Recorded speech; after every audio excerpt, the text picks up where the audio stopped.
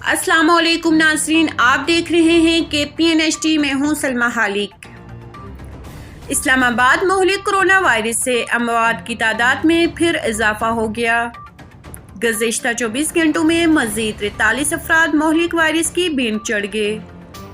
National command and operation centre NCOC کے مطابق ملک بھر میں گزشتہ 24 گھنٹوں میں 1232 نئے کرونا کیسز سامنے آئے۔ ملک بھر میں مثبت کیسز کی تعداد 2.95% رہی۔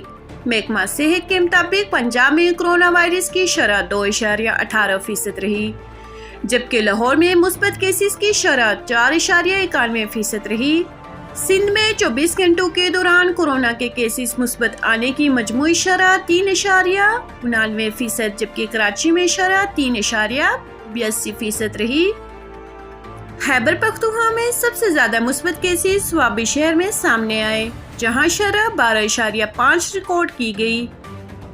پشاور میں مثبت کیسز کی شرح 5.53، مردان میں 9% رہی۔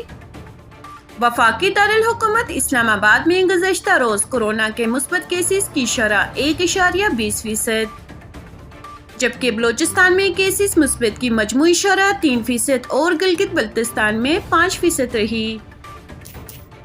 مزید نیوز اپڈیٹس کے لیے دیکھتے رہیے KPNHD۔